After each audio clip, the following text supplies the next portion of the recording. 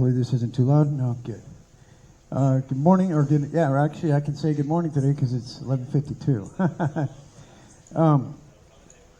I wanted to go over some logical, this is what you call apologetics, right? Apologetics means giving a rational explanation of God using logic and reason. There is a place for it in the church. I don't want your faith to rely on the wisdom or rationale of human intellect, but I do want to go over some logical explanations for the existence of God. One of them is called a cosmological argument, meaning because there is a cosmos, there has to be God. It's irrational to think that there is no God because. Is there any? Excuse me, guys. If you're going to sit and talk, please take it outside. Yeah, thank you. Appreciate it. So there is this is a cosmological argument for the existence of God. What that means is that God is uncaused. He is the cause of all things. Cosmological comes from the word cosmos, right? So we can look at a theological argument, meaning coming from the word where Jesus on the cross said, "Telos," it is finished, right? So it speaks of an aim, the aim of a thing. Like, so I can say that because there's a fork, that somebody's using it for food, so there has to be a person. So it's like a backwards reasoning. When I look at a fork, I know that it has purpose and meaning, and it's not aimlessly sitting there. So if I see a fork, I can assume or rationally assume that there is food and that there's a person eating it because that's what the fork's used for. So when we look at the universe, we can say that there's function and there's meaning behind the universe because of there's four constants. You have the powerful nuclear force or the compelling nuclear force, and then you have the non powerful force, I believe is what it's called. And then you have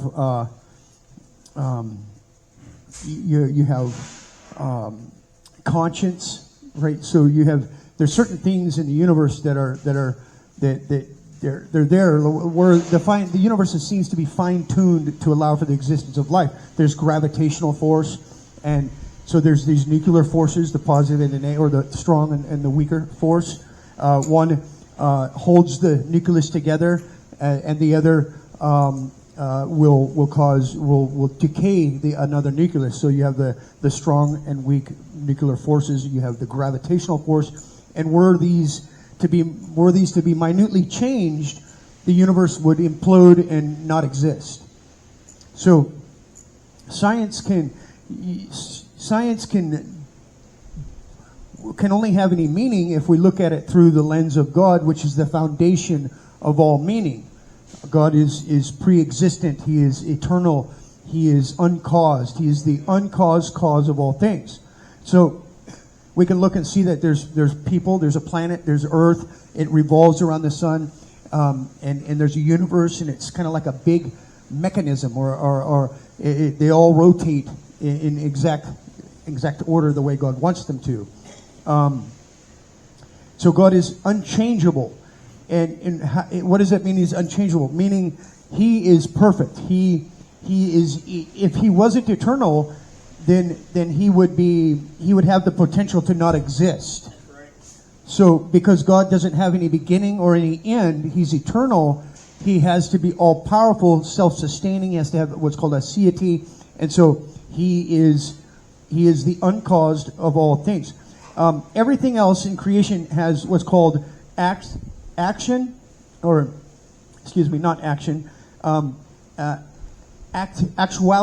right? So everything has what's actuality. What that means is a baby's actually alive, but it has the potential to be an adult. So everything in creation has actuality and potential, whereas God has no potential, meaning He is all that He can be. He's everything that he is. He's everything that he could be, everything that he should be. And so when I say he has no potential, that means that he cannot change. He is immutable. It's not like he can get better because he's perfect. And so being self-caused and self-existent, and the cause of all things, except for evil, which is, it's kind of a long, evil is ontologically, he has no essence. Ontology is a branch of metaphysics that has to do with the idea of beginnings. And so ontologically speaking, evil is a no thing. Evil is a perversion of what is good. Like I said, the man that has a desire to go provide for his family, this is a good, healthy, God-given action and desire. And what happens with evil is we pervert this good desire into hungering and thirsting and lusting after money and being a hoarder or an idolater. So evil is a no thing. And so God is the cause of all things, but not the cause or author of evil. Because evil is, like I said, a perversion of good. So he's unchangeable, he's perfect, and he doesn't have the potential. He has no potentiality. He is what you call all actuality, meaning he is everything that he could be, everything that he should be, everything that he is. He is the highest being that reason or intellect can think of, or rationale can think of, being perfect and absolutely holy. And so cosmologically, because we can look around and see that there is a universe, we know that there has to be a cause of this universe. The fact that I am, and that I have actuality and potential, meaning I have I am, and I live, and I have the potential to, let's say, be strong and so that's what I mean by when I say actuality and potency. God is all actuality. He's everything that he could be, like I've said. So the creature, on the other hand, is a mixture of actuality and potency. And what that means, like I said, is like the baby gives a good example. An apple is actually red, and it has the potential to be eaten. So when I eat the apple, and I'm getting these things from Aristotle and Thomas Aquinas, sorry. And so the apple has the potential to be eaten. It is red, and it is an apple, and it has the potential to be eaten. And so when I eat it, I'm actualizing its potential. But what actualized my potential? God. So it all goes back to God. And I know I'm not doing a very good job of explaining these things. I apologize. So because God is all actuality, in other words, he's everything that he could be, that means that he is eternal. Because if he were to come into existence at any time, then that would mean that he had potential. And so when I say he doesn't have any potential, it means that because he's the highest being, the perfect being.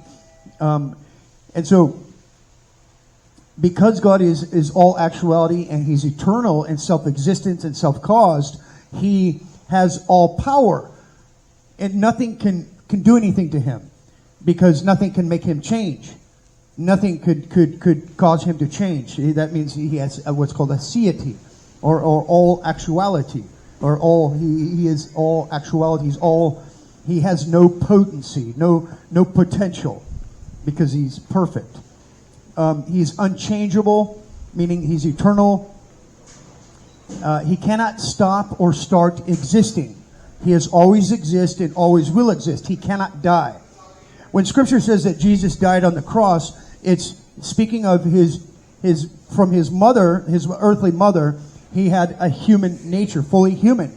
And from his Father, God the Holy Spirit, God the Father, he is divine, and that is eternal. He is eternally God. And yet, in a time, his humanity died on the cross, but for a second, because the death had no hold on him. The enemy could not hold him because he was sinless. The power of death is sin. And so, because God is perfect and Jesus is God and he's perfect, the grave had no hold on him. Death had no hold on him because he was perfect and sinless. And so, on the cross, death, evil, Satan were judged. And sin in the human flesh, in our nature, as our representative, was judged on the cross. So in him and in our union with Christ, we died with Christ. In a spiritual sense, we died with Christ. And because we are his bride, we are connected to him. We are in union with him. Yes.